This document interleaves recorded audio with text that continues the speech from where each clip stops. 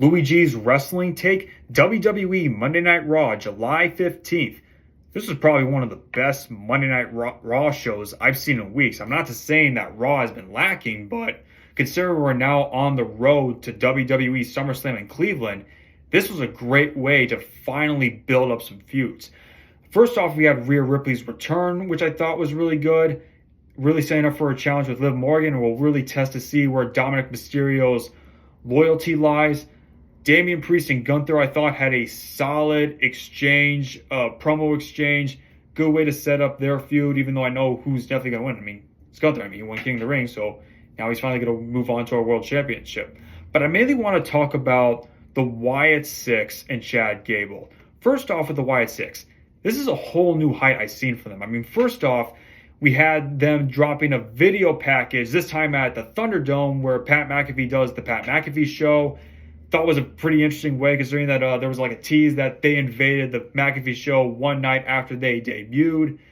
But I think that was a very nice touch for them. Like, their influence is not only in WWE, but like in ESPN as well.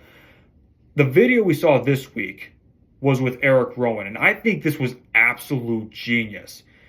Eric Rowan, everyone knew that Rambling Rabbit character was Eric Rowan, but this adds a whole new angle to it. Because we got to remember that Eric Rowan is the last surviving member of the original Wyatt family. I'm not counting Braun Strowman because he was there from 2015 to 2016.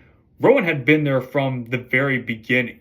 He'd been there with Bray Wyatt, Luke Harper, and now, both of them are gone. And the way he was talking about how he lost brothers was really a hard hitter for me. And I also liked how he's paying tribute to both Bray Wyatt and Luke Harper.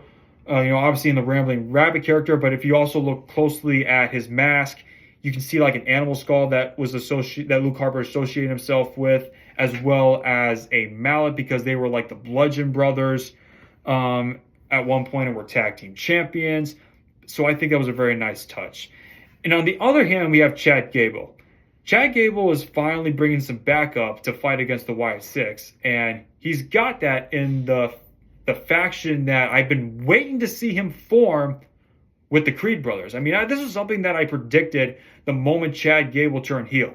He's going to turn heel. He's going to leave the Alpha Academy. He's going to join up with the Creed brothers and Ivy Nigel and become a new sort of like team Angle stable, because I do think he is starting to fit into that Kurt Angle mold. He's even getting the Kurt Angle treatment with the fans sort of like saying their the "you suck" chants. But I think this was a great way of saying up. I mean, I don't know if this is really WWE trying to hope they can replicate the success that they did when Bray Wyatt feuded with LA Knight, which of course we know led LA Knight to starting to get gain more popularity. We don't know if that's going to be the same case again, but it will be interesting to see where this leads.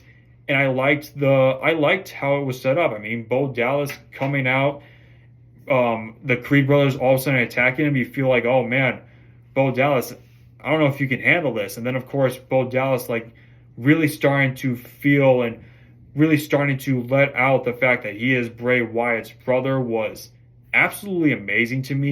He did a lot of really great work there. And then, of course, with the Wyatt Sicks making their way with that eerie music coming on and Chad Gable and the Creed brothers running off, you feel like, oh, man, I don't know if you guys know what you got yourselves into. I mean, I remember in 2016 when Bray Wyatt, Braun Strowman, and Eric Rowan feuded with the New Day. I thought that was actually kind of an interesting feud. I mean, we obviously remember it gave us the Final Deletion parody when they fought each other at the Wyatt compound.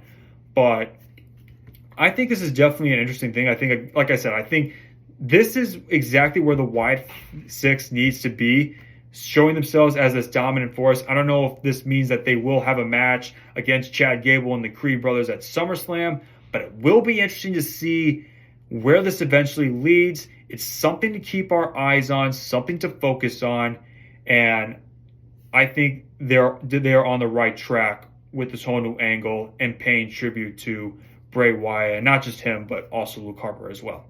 This has been a Louis G's Wrestling Take. If you like this video, please like, share, and subscribe. Feel free to comment your thoughts down below, and I will see you next time.